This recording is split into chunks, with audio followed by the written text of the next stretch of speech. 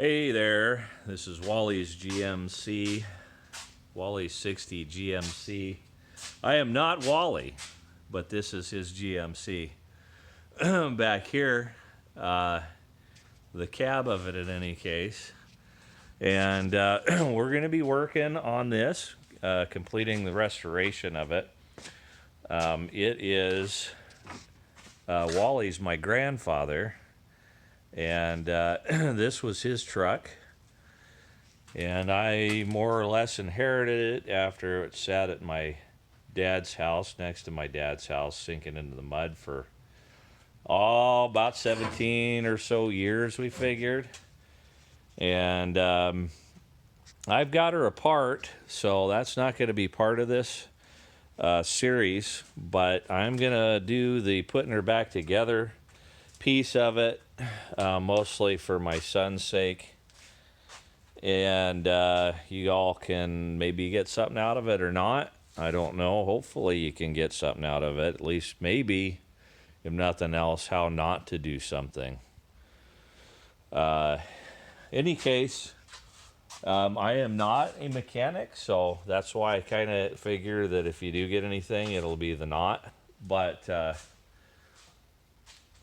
you know, something might look familiar. You might have something like it, and it'll be useful, hopefully.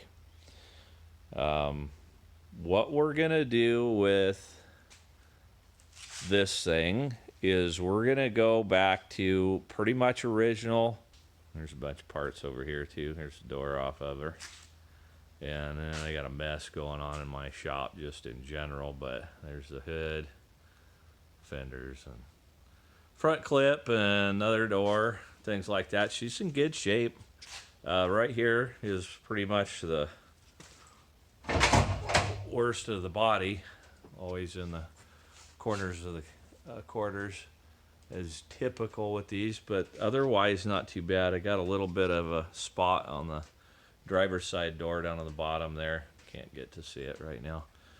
Otherwise, she's pretty much straight as an arrow, and nothing other than surface rust. But we're going to go back to as original as possible.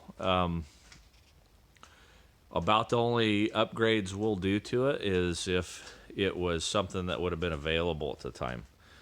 And we'll talk more about that as I go along. But and I'm a long ways from talking about that because I'm still kind of tearing her apart a little bit. Here's the frame, and working on the front end right now. Got the driver's side pretty close to apart, just not wanting to break that ball joint loose. As you can see, got the rivet still in it. That's an original. You look at this thing, as tight as a drum.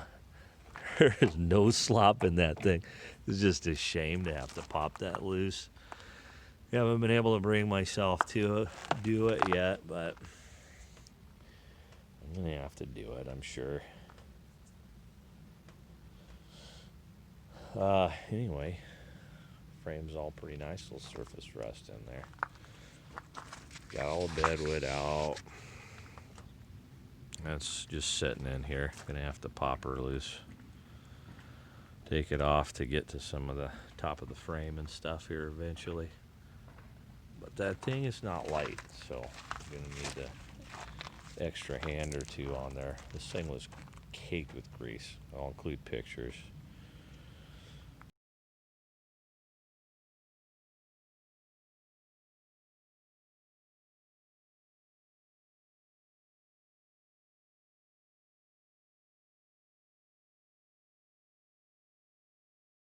Didn't mention the motor before.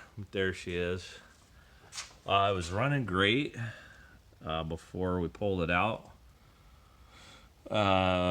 It's the 305 V6 305. Yes, it is a thing, and yes, it did come out of this pickup, and they only put it in the 60 to 66 GMC, not the Chevys, back when there was a little bit of a difference between the two.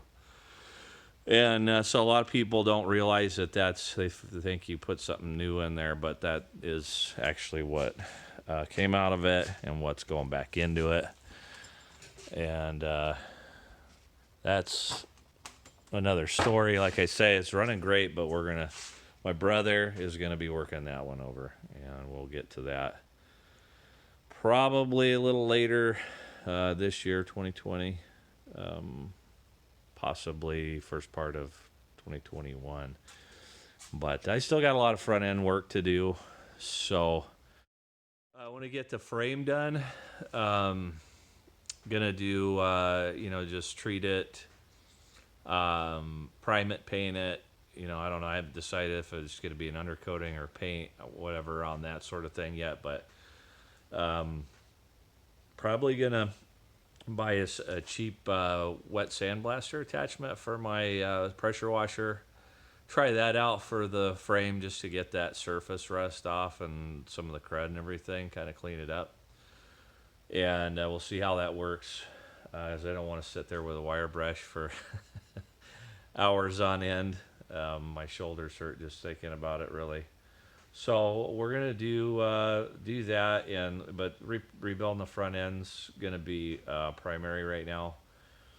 I still got to order parts, so this is gonna take a little bit of time. We're gonna get plenty of time to do some videos, but I'm gonna clean it up. I will wire brush keeping the old drum brakes on it, and so I'm gonna be wire brushing all them parts and treating those and painting them, and have that all ready to go back together once I get the new ball joints and tie rod ends and control arm bushings, maybe shaft. Don't know yet. We'll have to see.